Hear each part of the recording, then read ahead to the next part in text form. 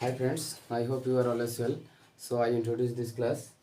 তো আজকে যে ক্লাসটা নিয়ে আসছি সেটা হচ্ছে কনক্রিট নাউন।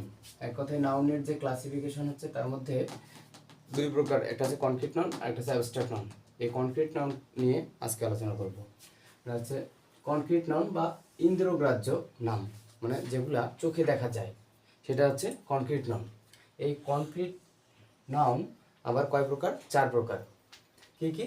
একটা হচ্ছে প্রপার নাউন। প্রপার নাউন বা নির্দিষ্টতা জ্ঞাপক।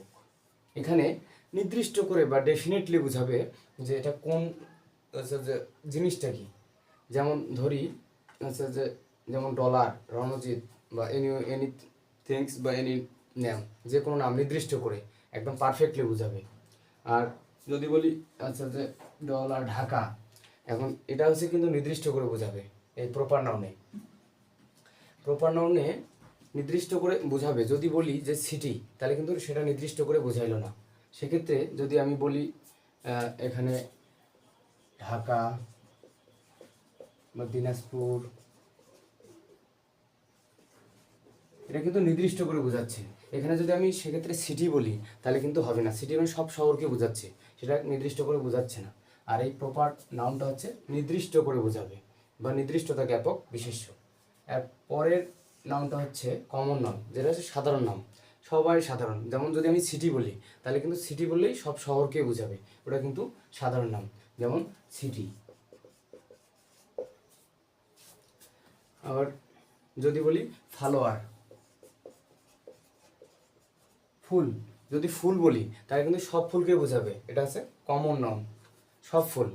যদি আমি বলি গোলাপ, কিংবা রোজ, লিলি, তাহলে আলাদা আলাদাভাবে বোঝাচ্ছে, ওটা কিন্তু কিসে পড়বে? প্রপারে চলে যাবে। আর কমন নাউনটা হচ্ছে ফলোয়ার, ফুল বললে সব ফুলকেই বোঝাবে। আবার কালেকটিভ নাউন, কালেকটিভ নাউন বা সমষ্টিবাচক বিশেষ্য।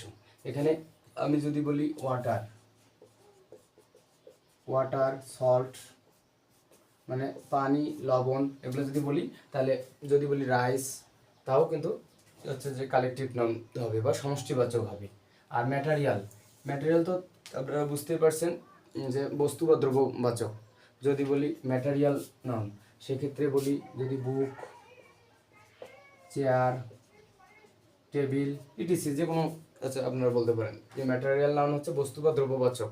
এটা হচ্ছে বুক, চেয়ার, টেবিল, ফ্যান, আলমারি থেকে শুরু করে যে কোনো বস্তু বা দ্রব্যবাচক, এটা হচ্ছে নাউন। তো বন্ধুরা, এটা হচ্ছে যে প্রপার নাউন।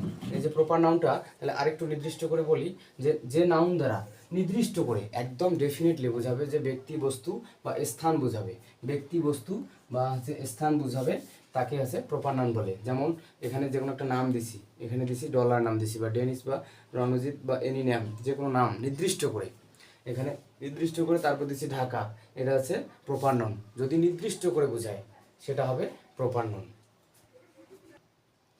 তো প্রপার নাউনের যদি আমি আরও এক্সাম্পল দিয়ে আপনাদের বোঝাই, তাহলে একটা হচ্ছে যে প্রপার নাউনের এক্সাম্পল, তিনটা এক্সাম্পল দেওয়া যায়। একটা হচ্ছে নেম অফ পারসনস, মানে ব্যক্তির নাম। আর একটা হচ্ছে নেম অফ থিংস, মানে কোনো একটা জিনিসের নাম বা বস্তুর নাম। আর একটা হচ্ছে নেম অফ প্লেস, কোনো জায়গার নাম। যদি নেম অফ পারসনস বলি, তাহলে যদি আমি দিই যে কোনো নেম অফ পারসনস, যদি প্রপার নাউনে ডলার, অনুজিৎ, সীমা, নিপা, ইটিসি ইত্যাদি, যে কোনো ডেফিনেটলি নির্দিষ্ট করে এই নামগুলো, ব্যক্তির নামগুলো আমি দিলাম, এটা হচ্ছে নেম অফ পারসনস। আর যদি বলি আমি নেম অফ থিংস দেবো, তাহলে টাইটানিক, এটা কিন্তু একটা জাহাজের নাম। এটা 2012 সালে কিন্তু এটা ধ্বংস বা পতন হয়। তো সেদিকে না যাই। তো ফ্রাইডে, যদি আমি বলি ফ্রাইডে, তাহলে শুধু একমাত্র শুক্রবারকে বোঝাবে, অন্যান্য কোনো বারকে বোঝাচ্ছে না। আবার যদি বলি কোরআন, তাহলে শুধু কোরআনকেই বোঝাবে। যদি বলি মুন, চাঁদ, চাঁদকে বোঝাবে। এটা হচ্ছে কোনো একটা জিনিস বা বস্তুর নাম, এটা হচ্ছে ডেফিনেটলি বোঝাচ্ছে, এটা হচ্ছে প্রপার নাউন।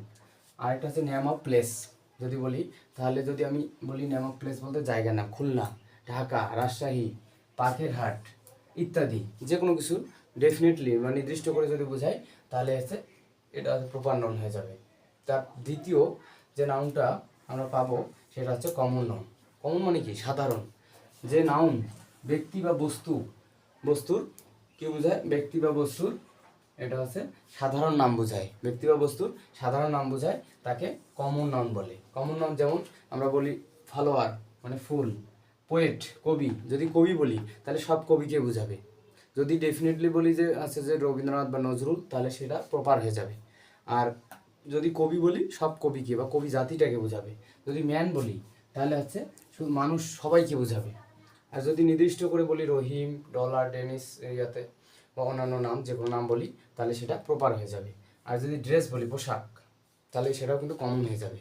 ড্রেসের মধ্যে পার্থক্য আছে, শার্ট, প্যান্ট, শাড়ি, লুঙ্গি, যদি আলাদাভাবে বলি সেটা হবে প্রপার নাউন, আর এটা হচ্ছে কমন নাউন।